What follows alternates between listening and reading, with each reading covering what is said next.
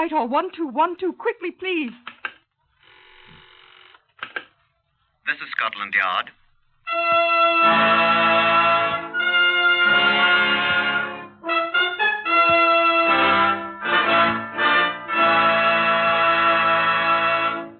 For the first time in history, Scotland Yard opens its secret files to bring you the authentic, true stories of some of its most baffling cases.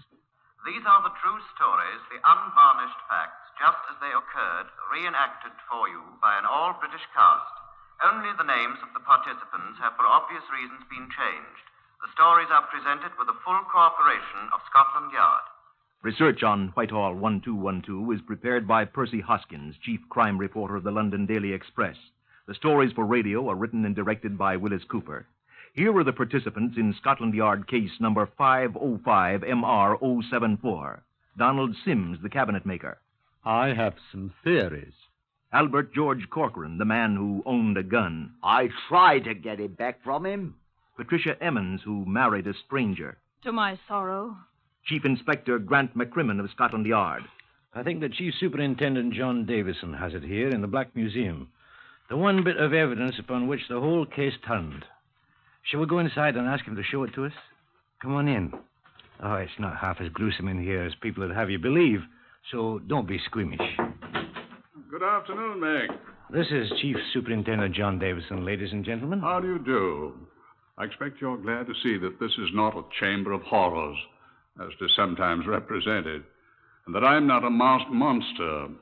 This Black Museum, as we call it, is merely a repository for items that have figured in crimes of various sorts. It's regrettable that so many of those crimes were murder. These things are here for a purpose. It's a curious fact that criminals are seldom original in their approach. Here are informative, tangible objects that are often of enormous help to us. Hence, for your information, the Black Museum. Now, I think Chief Inspector McCrimmon here wants you to see what we have on our case 505MR074. And here it is. A brass cartridge case from a Browning automatic pistol. You'll note it still has traces of a sticky tape on it. And some photomicrographs of this case and of another similar one. That's all there is, Meg. Well, they were quite adequate, John. Yeah, at the end, the hangman another 10 pounds. I was quite astonished when I received the call. Chief Inspector McCrimmon here. His Majesty will speak to you, sir. His Majesty? Say, who is this? My name is George, sir. Well, I say, sir, I mean... I am not the King of England, Chief Inspector, although my name is George also. Oh. I have been exiled from my own country for some years. I have been in residence in London, however, for some time. Yes, sir, Your Majesty. I have just taken a house in Belgravia. Oh, now I know who you are, sir. You're King George of... Precisely. Look here, Chief Inspector. I went around to my new place this morning. Yes, sir. And I was unable to get in. Oh, some of your enemies, sir? From your own country? Oh, I'll have special branch get onto it at once. No, it's not that at all. I am locked out. I don't quite understand, sir, Your Majesty. I can't get in. Oh, you mean there's no one in the house, sir? My housekeeper, Miss Jessica Holmby, has been staying there alone, but she doesn't seem to be there. I'm a little alarmed. Your Majesty, do you suspect she has... I have no cause to suspect her of anything beyond the fact that she seems to be missing. But I am a little uneasy about trying to enter. Bombs? I have many enemies, Chief Inspector. And Scotland Yard men are expendable, are they not, sir? Well, I'll investigate at once, Your Majesty. The address is... Thank you. Aye, we know the place, sir. Preliminary report of Chief Inspector McCrimmon's investigation, dictated by himself to Miss Sheila O'Malley, Scotland Yard stenographer. A careful search of 4 of the ground room floors failed to disclose the presence of anything resembling a bomb of any sort. But upon entering the quarters assigned to the housekeeper, Miss Jessica Holmby, an important discovery was made. The body of Miss Holmby, aged 41, was found seated in an armchair opposite the door. She had been shot in the head. The body was identified by the King's equerry, Monsieur Langlois, who accompanied us. Item: a brass cartridge case, apparently from a Browning automatic pistol, caliber .38, was found on the floor near the door, thus establishing the probable position of the killer when the shot was fired. Signed, Grant McKimmon, Chief Inspector, CID. There was but one other possible clue. The torn corner of a card which was found in the corner of the room. There was nothing in the room nor the housekeeper's belongings that it might have been torn from. We kept it. Sergeant Peter Monk, who had been assigned to the case with me, presented the most immediately useful clue. I just thought it might be worthwhile, Chief Inspector, to have a look in the mailbox. I was lucky. Well, let's see it, Peter. Postmark Brighton. Well, she'll never open it. My darling Jessica, won't you please write me or telephone me here? I've been trying to reach you by telephone for 2 days, but there is no answer. I am frantic. All my love, Poopsie. Poopsie? Oh, what a frightful name. You suppose it's a man? A pet name, no doubt. It's revolting. When was it mailed? The day before you found her. Well, see if you can find Poopsie O'Brighton, Peter. Perhaps he or it can talk as well as he can write. Quite a job, sir. No, I don't want you going up and down Brighton front crying, Poopsie, Poopsie. People will follow you with a butterfly net. I was thinking of that, sir. Telephone Jessica's sister in Kensington. She's probably heard of him. Yes, sir. Poopsie. Your sister knew Poopsie fairly well, she said. The man with the revolting pet name was Donald Sims, a cabinet maker, 39 years old, and he worked in a penny peep show in Brighton. She gave us his address, and Peter Monk and I took a trip to that seaside resort. We found the house, and we met Mr. Sims. I will not say that name again. It didn't fit this tall, curly-haired fellow at all. He crushed my hand. How do you do, sir? And this is Sergeant Peter Monk. Won't you sit down? Thank you. Thanks. I suppose you want to talk to me about the late Miss Holmby. You knew her quite well, did you not? We were to be married in a month. Oh, I'm sorry. I didn't know that. Yes. We kept it a secret. We kept it secret. Not even her sister knew our plans. I suppose it was she who told you about me. Yes. I'm afraid she didn't like me very much. Oh, why? Oh, I'm sure I don't know. Sisters are often like that. Aye. I was very much opposed to the idea of her becoming housekeeper to the king. Oh? So many odd people about, you know. People with grievances and all that. I thought it was dangerous being there all alone and whatnot. Dealing with foreigners. She. I'm very much of the opinion that one of these foreign people is responsible. Aye, we considered that. We're making a thorough check of everyone who visited the place. I hope you are. How long had you known Miss Holmby, Mr. Sims? About 8 months, I think. It was rather a case of love at first sight. Mm-hmm. We were very much in love. Were you in the habit of visiting her often? Oh, quite frequently, yes. But I've been very busy recently, and I tried telephoning her instead. As you know, I was quite unable to reach her for several days, and then things happened. If I'd only gone up to London, I might have been able to prevent it, at least. I keep thinking so. Well, I misdoubt you could have done anything. I would have given my life for her. Well, I loved her, gentlemen. Your wedding plans were almost completed, then? Yes. I'm most terribly depressed about all this, gentlemen. I can sympathize with you, sir. Yes. Could I offer you a small libation, gentlemen? I have a fresh bottle of Glenlivet in the cupboard. Well, thank you, no, sir. I never touch it, sir, thanks. You don't mind if I do, then? No, not at all. I've done nothing but sit here in my room and drink. All alone, since I heard of this. I'm a little surprised that you have not yet been up to London, Mr. Sims. Sir? I couldn't bring myself to go to that place where she died. Are you sure you won't have a small libation? Thanks. We must be getting back to London. Oh, surely you don't have to go at once. I'm afraid we must. Thank you for your time, Mr. Sims, and let me assure you again of our sympathy. Oh, I wish you'd stay a little longer. I have some theories I should very much like to pass on to you. Well, we should be talking to you again, sir, I fancy. What? If we discover anything more. Right. Or... We may need your help. Oh. Well, slanter more, gentlemen. Schlanter. Hey, come along, Monk. Right, sir. I'm sorry you gentlemen won't join me in a small libation. No, thank you. We shall undoubtedly be seeing you. Find the assassin of my love. Aye, we shall try. Good afternoon, sir. Good afternoon, Mr. Sims. Oh, goodbye, gentlemen, and thank you. Pupsy. Dreadful, isn't he? Well, he'd impress a woman. Let's walk over to the seashore and see how he impresses some of his fellow workmen. You're suspicious of him, aren't you? I'm trying very hard not to be suspicious of him, Monk's old boy. We tramped along Brighton front with the din of the dance band in our ears for a good while before we came across anyone who knew Sims well enough to discuss him with us. At last, a Brighton rock huckster at whose place of business we stopped admitted knowing him well. Yes, I know Johnny Sims. I knows him well enough that I don't want never no dealings with him. Not no dealings whatso bloody ever. What's he done to you? Plenty. Brighton Rock! Who'll have Brighton Rock? Take a bit of Brighton Rock home for the kids, missus. Only a bob of stick. Chip. Plenty enough, mate. What? Well, I can't prove what he done to me, but I can have me suspicions, can't I?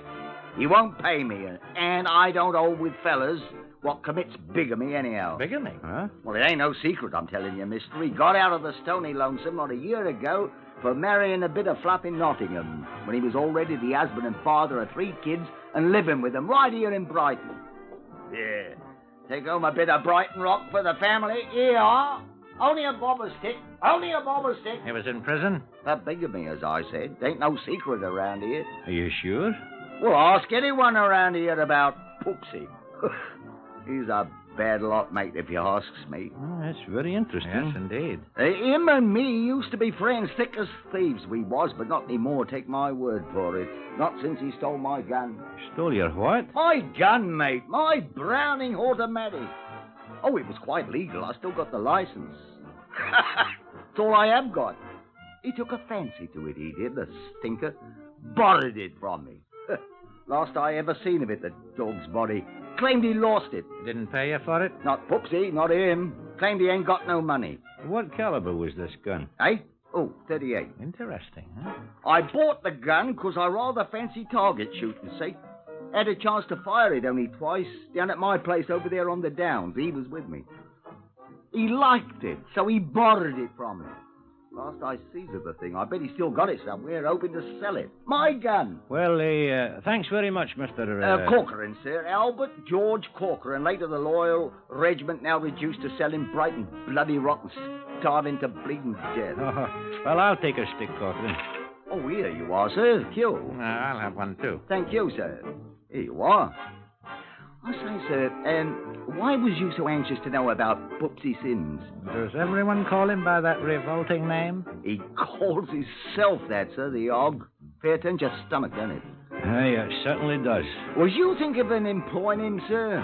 They say he is a good cabinet maker, but Christ, what a stinker. Well, I don't think we shall employ him now, Corcoran. Oh, you'll come to a bad end, sir. You know, I'm inclined to agree with you, Corcoran. We walked to the nearest telephone box, and I called London, Whitehall 1212.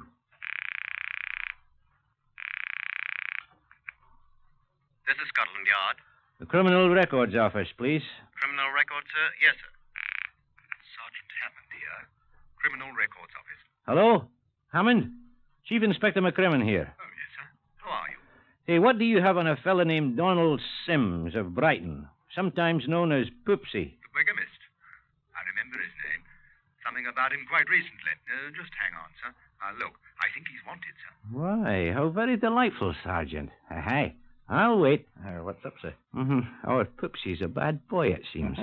Worse than we think? Well, I'll tell you in half a moment. Are you there, sir? Aye. He's wanted for check fraud, sir. Traveling in rather high society, too. Well, how is that? One of the checks he forged is on account of royalty. That King George. Oh, that king that's just taken a new house in Belgravia? Yes, sir. He's got the chief equerry for £400. Say no more. Monks and I will fetch him in, full of dew of Glenlivet, in 3 hours' time.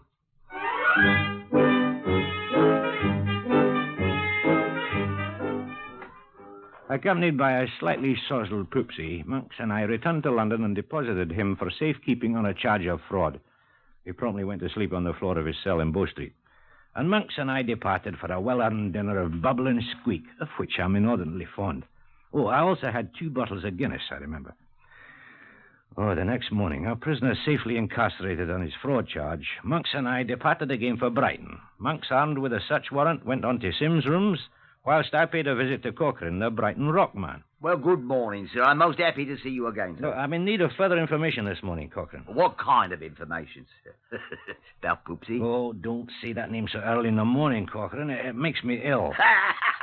We took him back to London yesterday. You did, sir? Aye, on a charge of defrauding by cheque. Good. Who are you, sir? I'm Chief Inspector McCrimmon of Scotland Yard. Oh, I thought you was Tex. I swear I did. Well, we are. Now, look here, Corcoran. You know, we may be able to get your gun back. No. But it won't be especially easy, you know. I know. It'll be very hard to identify, you see. The number was, I don't remember the number. Oh, that's too bad. I wonder, would you possibly have an empty cartridge case that was fired in the gun? Our ballistics laboratory could probably identify it that way. How?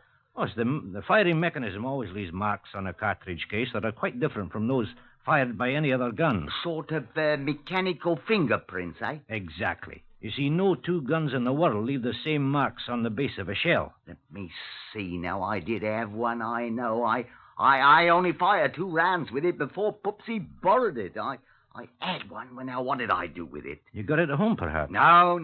I had it here. Now, what did I do with it? Oh, come on, man. Think hard. I am thinking, sir. It's in your pocket, perhaps? No, I carried it for a long time, then I had some use for it. Let me see now. Oh, I know where it is. Good. Oh. Found it. Let's see it. Here it is. See, I used it for a spool to wrap this here sticky tape around. It was just the right size. I see the mark she was talking about. Here, where the firing pin struck the primer. Are you sure that's from your gun, then? I swear to it. Hope to die, sir. You may have to swear to it. Well, ain't no doubt about it. I'll match the gun all right. Every little mark it will. Here, sir. Let me take the tape off first. Oh, never mind. It's all right this way. Now, I wonder. One more thing. Yes, sir. Could you possibly find one of the bullets you fired with the gun? Well, I don't know, sir. I could find the spot where I fired them. It was in a chalk pit. But whether them bullets are still there and whether I could dig them out... Well, we only need one. Sir... Aye? I know why you want that bullet. You do? I know every gun leaves marks on a bullet so you can prove it comes from that gun and not no other. Aye, that's right. And what you want to do is compare one of my bullets with a bullet you think's been fired from it, too. Well, Sir, did Poopsie murder somebody with my gun? I don't know, Corcoran. Oh, no, sir? But you can help us find out.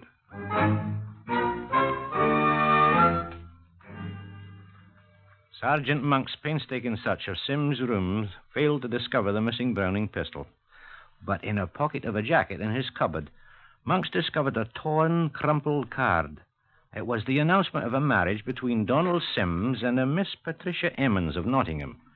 So we telephoned the Nottingham police asking them if it would be possible for Miss Emmons to come to London to see us.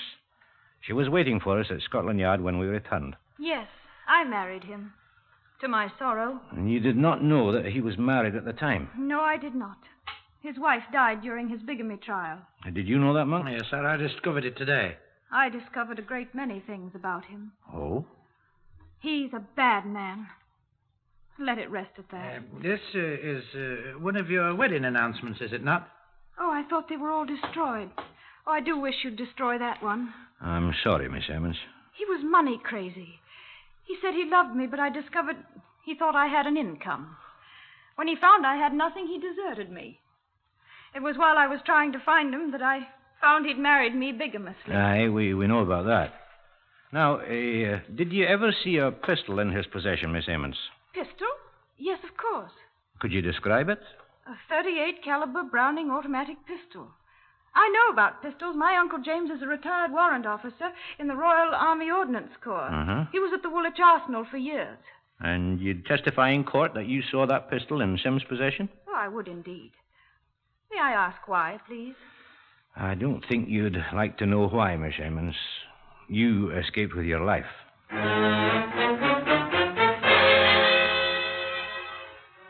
The cartridge case that Cochrane had given me, the one that you saw in the Black Museum with the remains of sticky tape still on it, had been sent to the ballistics laboratory when we returned to Brighton.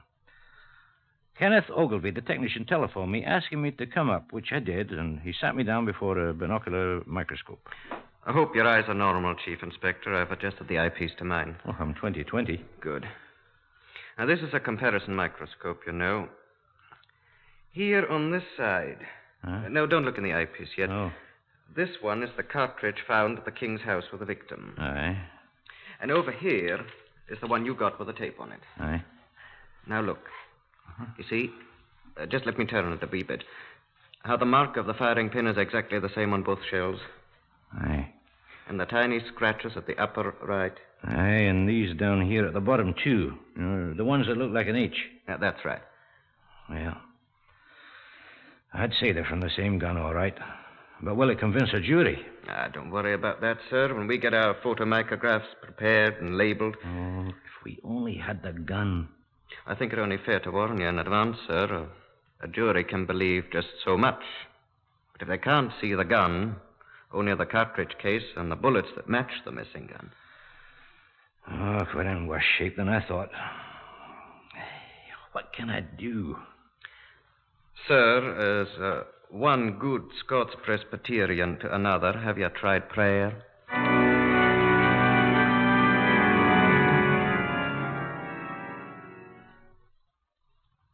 I'll not tell you whether or not I prayed. You can judge for yourself by the results.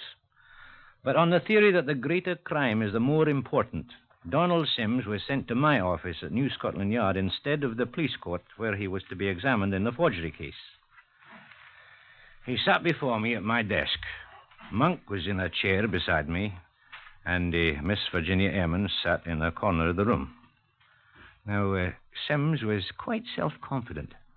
You can't cross-examine me. You know better than that, McCrimmon. I'll overlook your rudeness, Mr. Sims. I have no intention of cross-examining you. I have no questions to ask of you. Oh, what about your pal there? You. I don't want to know anything, Sims. Oh, what's she here for, then? Who, Miss Emmons? You've got nothing on me any longer, Virginia. I paid for it. She'll ask you no questions. McCrimmon here. Who? Cochrane. Oh, he has. Good. Well, send it up to Ogilvy in the ballistics laboratory, please. Aye. All right. Thank you. He's found the bullet, Monk. Who? Cochrane. What? Now. But... Look here, Mr. Sims. This is a scrap of paper found alongside the body of Miss Jessica Holmby. This scrap exactly matches the torn wedding announcement Sergeant Monk found in your jacket pocket in your rooms. These comparison photographs show two cartridge cases. One was found at the scene of the crime. One was fired in a pistol which formerly belonged to the man Cochrane. A pistol which is known to have been in your possession. I will testify to that. Well, you've observed that I have asked you no questions, Sims. Is that correct? Yes. Sergeant Monk and Miss Emmons are witnesses to that. Yes, that's right. What are you trying to do? I am relating certain facts to you, Mr. Sims. Now, here's another. The forgery case in which you are at present involved concerns the King's equity. Now, I do not refer to His present Majesty of England, but you know who I mean. Yes. Now, finally, our ballistics laboratory has in its possession a bullet fired from that pistol by the man Cochrane. They have also the bullet with which Miss Jessica Holmby was murdered. And they're about to compare the two to demonstrate that both bullets were fired from the same gun, which is known to have been in your possession. What are you going to do about it?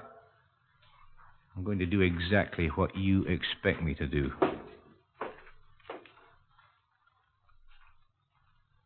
Donald Sims, I arrest you for the willful murder of Jessica Holmby. And I warn you that anything you say will be taken down in writing and maybe used in evidence. Now, I'll take the liberty of asking you one question. Do you wish to make a statement? What will happen to me? I don't know. Will they hang me? Will they hang me? You're not required to make a statement of any sort, Mr. Sims. Well, if you have nothing to say... Sergeant Monk? I killed her. Will you take this down, Sergeant? Yes, sir. I was talking to her at the King's house in Belgravia. She'd heard about the check. What check do you refer to, please, Mr. Sims? The one I signed with the name of the King's equerry. It was for £400. The equerry had shown it to her, and when it came back from the bank, marked RD, and she'd recognized my handwriting at once. She said he'd already lodged a complaint against me, but that she could find forgiveness in her heart because she loved me.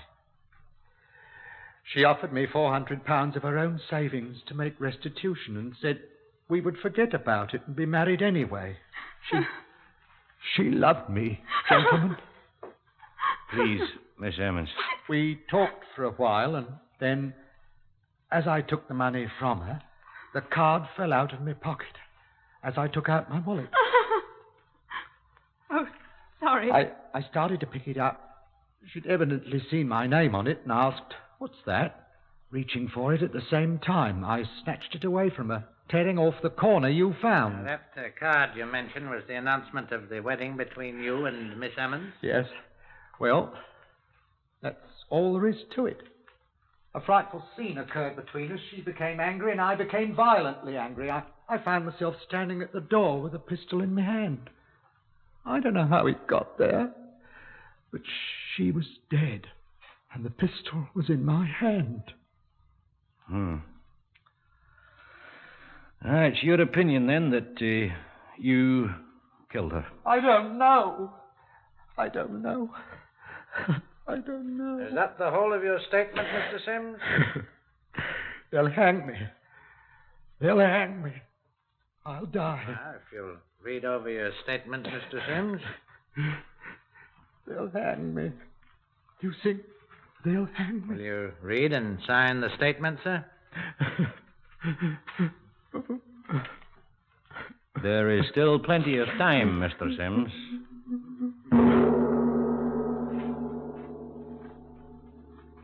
Time ran out on Donald Sims.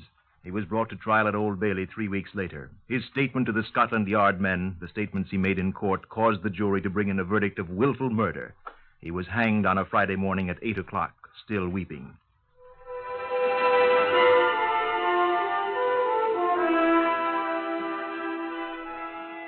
You have heard the ninth in the series Whitehall 1212, adapted from the official files of Scotland Yard.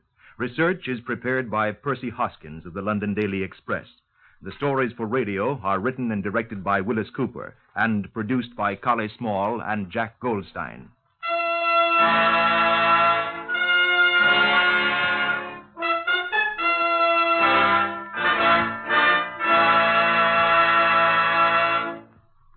Three chimes mean good times on NBC.